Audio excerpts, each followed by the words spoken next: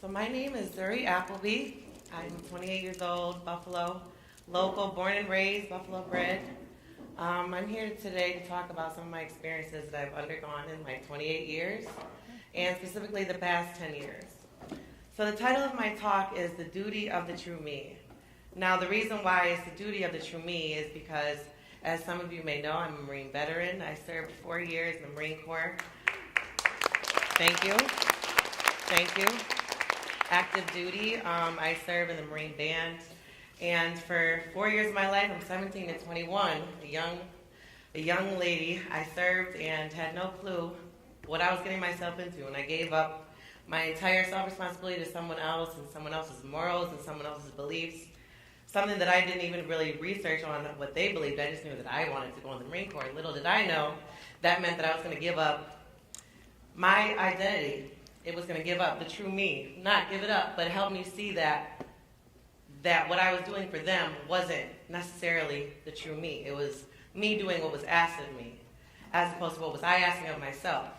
So through that experience, it showed me how to outline and define who I was. And in the Marine Corps, we used a lot of acronyms to help us to remember key topics, things that we want to focus on. And so an acronym, does anyone know what an acronym is? Who can give me an answer of that? Anyone? I'll give you the answer. Acronym is taking key topics and you create a word out of it. And I'm going to do that reverse. We already have our word. The word is duty. And I'm going to take each of those letters to have different ideas connected to each letter. So what's the first letter in the word duty? D. D. So with D, we're going to have define and outline. Now to define and outline, and these are all being connected to the morals that I find are how I keep in line my true self and the duty of that. Now the definition of duty is a moral obligation or legal, in parentheses, but we're going to talk about the moral aspect, a moral or legal obligation, a responsibility. And so what is your responsibility? Who are you responsible to? What are you responsible for? How do you even, know where you're starting and your responsibilities? Because once you're dropped off on this earth, you didn't have any, and all of a sudden you had some as you went along. You're like, well, where did these come from? Did I outline these responsibilities? Am I in charge of the things that I am responsible for? And that's very important because in the Marine Corps, I was responsible for, like I said, things that were outside of necessarily my passions, my drive. The only thing that I was responsible for at that time was myself in terms of how I conducted myself, not necessarily the experiences I was being in. So I wanted to define and outline necessarily how I took my morals and applied it into something that wasn't my passion. It wasn't my passion to be told what to do. It wasn't my passion to wake up early at 3, 4 a.m. It wasn't my passion to have to wear a uniform all day and to do those things, but it was my passion to push myself. It was my passion to put myself in a situation where I had never been in. And through that, you learn who you are by being in situations that are totally different from your common experiences. So we're going to move on to you. You, I use for understanding, understanding, and overstanding. Now, there's 3 different parts of that because to truly have a connection and a knowledge of something, you have to not just have awareness of it, which is what I look at as overstanding. I look at that as awareness, right? You have to be aware of something to even have a conscious mind about it. Then we have to have understanding, which is underneath, which to me is the 20/20, that's the after the math. And then you have understanding, which is you going through the actual experience yourself. So then what's the next letter in the word duty? T. T. For T, I look at my thriving relationships for me to outline my morals. What is a thriving relationship? Something where your role is complementing the other person's role. So what is a role? What are some of the roles we play in our lives? Does anyone have any ideas of what that might be? Yes, what's your example? Exactly, thank you, perfect. A brother. What's another role that we play in our lives? Spouse, a dad, thank you. Now, a friend, exactly. Now, these are roles, relationships. These go hand in hand. But are you your role? Is that the true me? Is that who you are you defined and outlined by your role? Or is who you are as a person going into the role? Which order? A or B, would you say? B, thank you. I'm asking for your input because I don't want to be the person to tell you what you have in your mind. I'm offering what's in my mind and allowing you to, say yay or nay on if you subscribe to that feeling. So a role is simply what you do. Now, who you are, I think, is how you are all the time. Now, is there any person that's the same way all the time? No. Is that true? Like, really think about it now. Do my feelings change? Are we our feelings? No. Are we our feelings? Does anyone feel that you are your feelings? Okay, we have some that feel that way.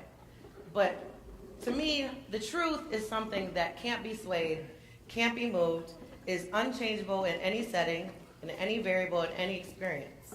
That's going to be the case no matter what's going on. So your feelings can't necessarily be the truth, right? Because they change all the time.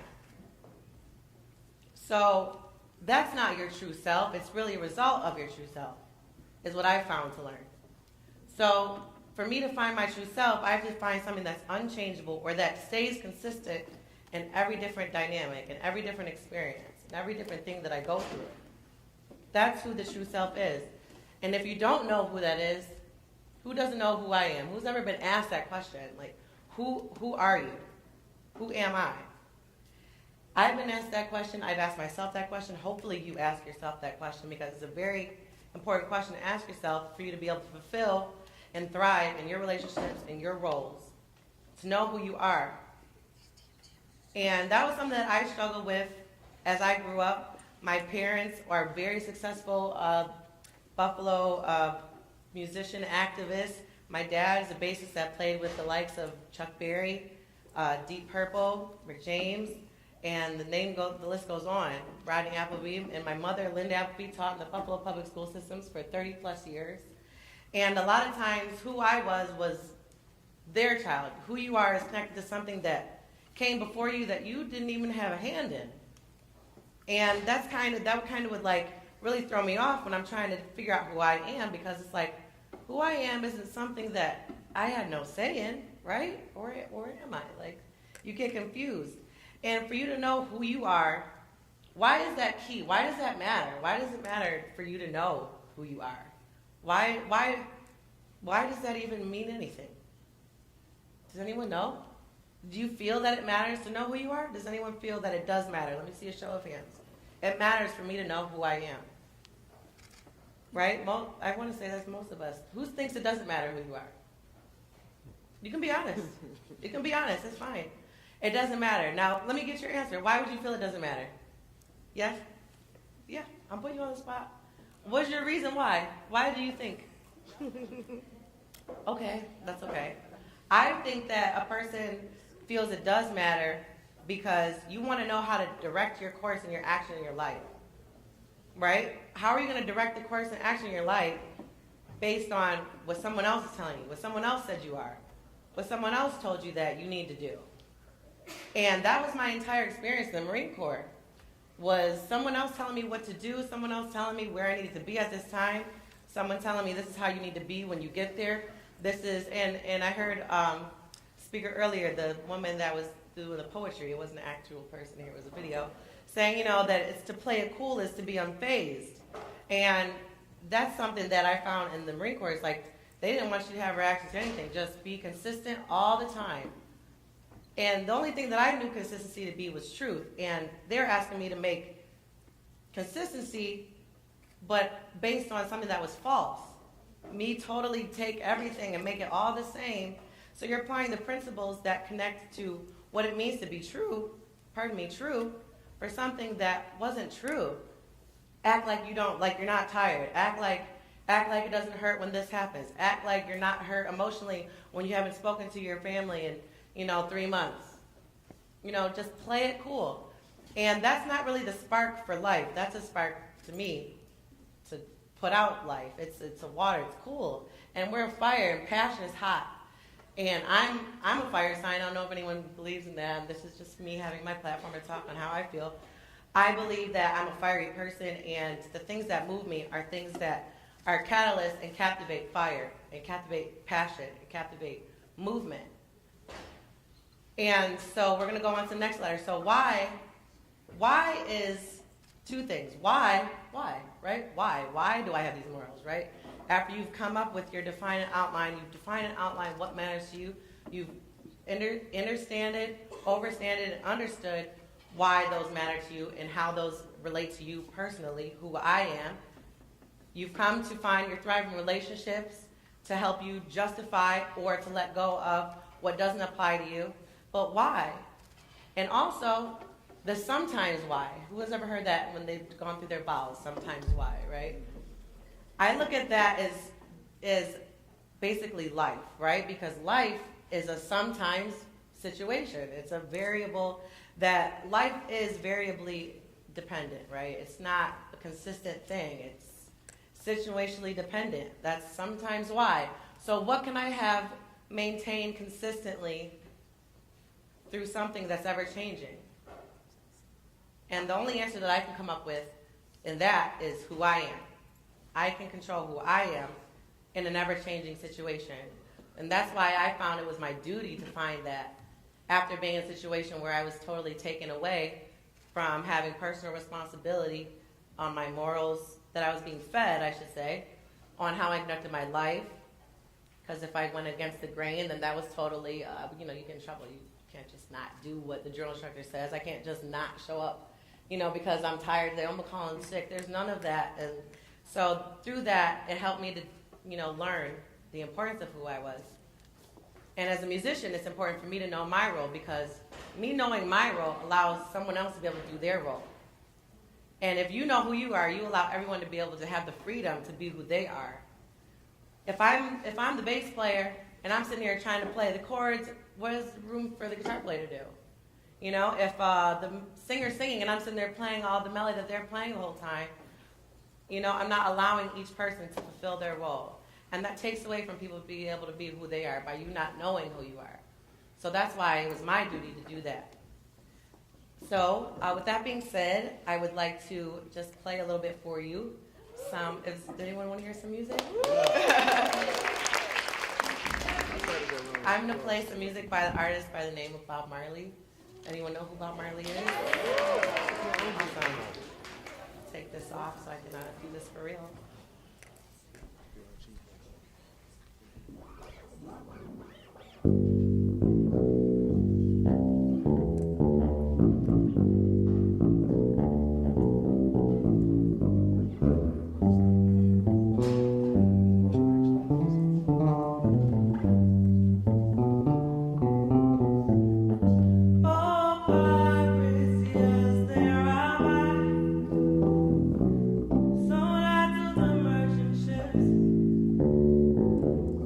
Minutes after they took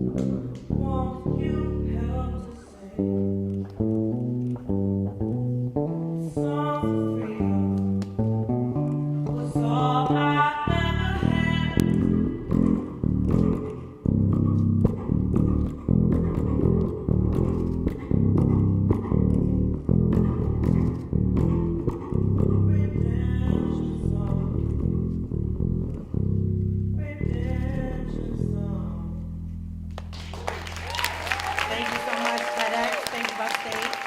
Thank you, Buffalo.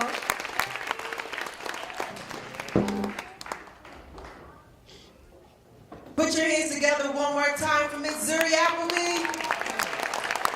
Zuri, don't go nowhere just yet. I know you guys want to have an encore, right?